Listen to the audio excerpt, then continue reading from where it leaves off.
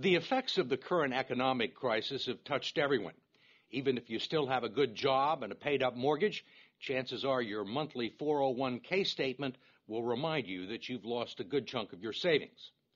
Trillions of dollars have evaporated from those accounts that have become the prime source of retirement funds for a majority of American workers, affecting their psyche and their future. If you're still young enough, there's time to rebuild and recover. But if you're in your 50s or 60s or beyond, the consequences can be dire. And it's drawing attention to the shortcomings of a retirement system that's jeopardized the financial security of tens of millions of people. It was a gray, chilly morning in Midtown Manhattan, and a line of unemployed, mostly white-collar workers stretched for blocks around the Radisson Hotel. More than 1,000 middle managers, stockbrokers, consultants, secretaries, and receptionists had come here hoping to find a job. If you are just arriving, please step this way. Good morning. It was called a career fair, but there was no merriment here, only a whiff of desperation. Do you have any openings in the IT industry? Many of these people had been out of work for months and burned through their liquid assets, their future even bleaker than the present. Alan Weir, who turned 60 this month, showed us his latest 401k statement, which he hadn't had the courage to open up. I'm afraid. You're going to open it now? You want me to? Let's do it. There's good reason for his trepidation. Nearly half of his life savings have vanished in a matter of months. It went down again. How much are you down overall? About $140,000. Do you think you'll ever get it back? I'll probably never see it come back. I was looking to retire probably when I hit 62. I can't do it now. I'll probably be working until I'm at least 70. I'm a Microsoft Office diva. Until she lost her job, Kathleen Coleman had spent nearly 30 years working as an executive assistant on Wall Street. She doesn't have much to show for it. Tell me about your 401k. Does this answer the question? This is what it was in 2005. 2007, you're down below 2005. Right. Another one went down almost $40,000. One was 88,000, and then it went down to like 50. How old are you? 54, and I live alone. I don't have any children. I've been a career girl all my life, and it's been a great career, and I don't deserve this. I'm sorry. It's all right. Have you had any nibbles? All the nibbles I've had, I get beat out by top models who can type. And I have experience and dedication and loyalty, and I can make any boss shine. I can. If you're out there, I'll relocate anywhere for you. What, psychologically, what does this piece of paper do to you? Oh, it crushes any rest I may get when I'm 65. I'll have to work for the rest of my life. The saddest part of this story is that it's being repeated all over the country. In eastern Pennsylvania, 59-year-old Iris Hans lost her accounting job and half of her 401k investments. She's now back in the workforce as a part-time cashier in a grocery store. Your debit card? You have a great day. In Dearborn, Michigan, Terry and Donna McNally are barely holding on. He lost his sales job in August. The condo they bought 15 years ago is worth less than their mortgage, and 40% of his 401k retirement savings is gone. Donna is the main provider now. Let me hear you count to 10. Can you count to 10? 1, 2, running a daycare center out of their home. 6, 7, 8, 9, 10. Are you here for Joan? Yes. Terry considers himself fortunate to have found part-time work greeting the bereaved at a funeral home and making lattes at Starbucks. There you go. Where colleagues young enough to be his grandchildren have taken him under their wing. What's the hardest part? I'm no longer sitting in a computer or driving in a car to a call. You know, suddenly I'm standing for 4 to 6 hours and greeting people or making drinks or trying to learn the process and the food business thing, which is very difficult. It's tough, but I'm proud of him. At his age, to be doing what he's doing. The 401k drop was tremendous, is tremendous at this point in time, and that's where the savings was. That's our hurt right now. We can't live our vision of our dream of retirement. That's the worst part. Many people can't.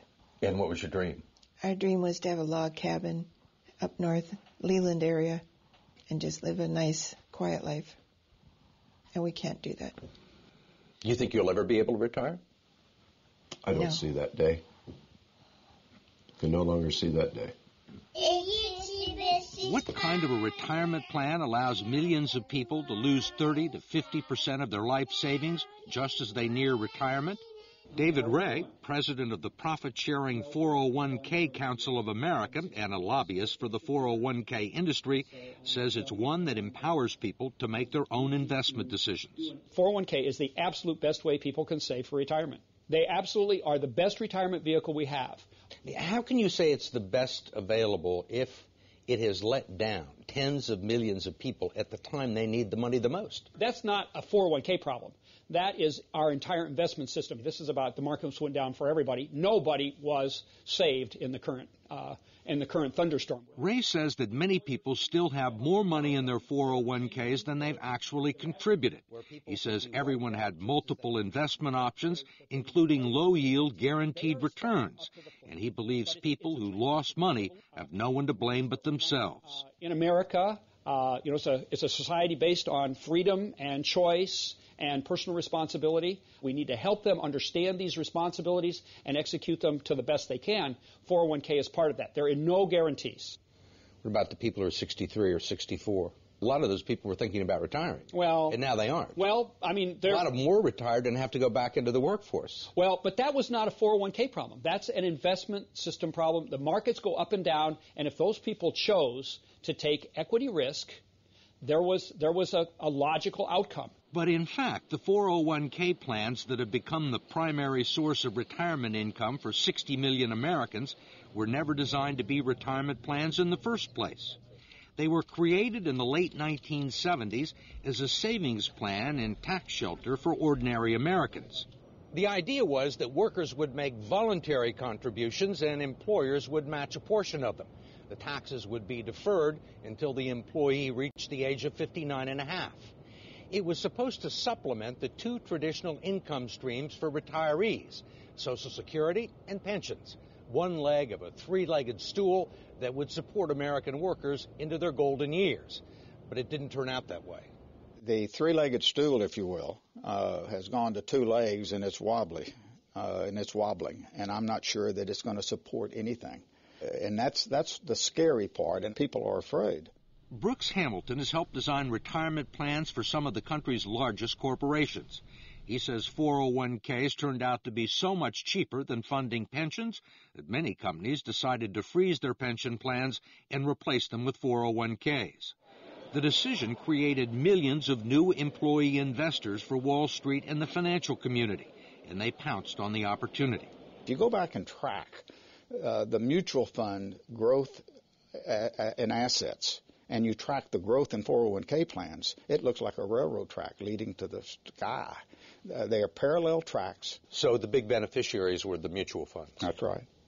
That's correct. When employers began turning 401ks into retirement plans, the financial community was not shy about promoting them as such.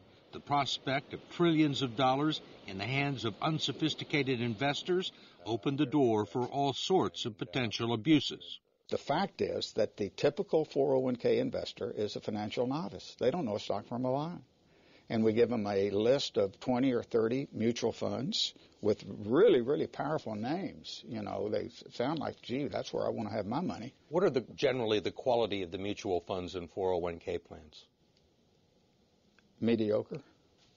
I'm going to be real honest with you. With half the funds on the list, really dogs, what people would characterize as dogs, shouldn't be on the list to start with. There clearly has been a raid on these funds by the people of Wall Street, and it's cost the savers and the future retirees a lot of money that would otherwise be in their account, independent of the financial collapse. Representative George Miller of California is chairman of the House Committee on Education and Labor and a staunch critic of the 401k industry, especially its practice of deducting more than a dozen undisclosed fees from its clients' 401k accounts. Now you got a bunch of economic wizards jumping in and taking money out of your retirement plan, and they don't want to tell you how much. You can't decipher it in simple English, and they're not interested in disclosing it or having any transparency about it. And most of the people that look at their 401ks have no idea that these fees are being taken out. No. Where would you find it? Where would you find these fees in this prospectus?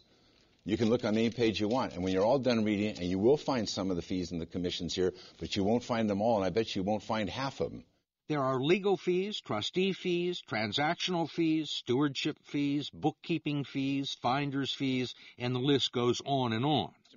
Miller's committee has heard testimony that they can eat up half the income in some 401k plans over a 30-year span, but he has not been able to stop it. We tried to just put in some disclosure and transparency in these fees, and we felt the full fury of that financial lobbying.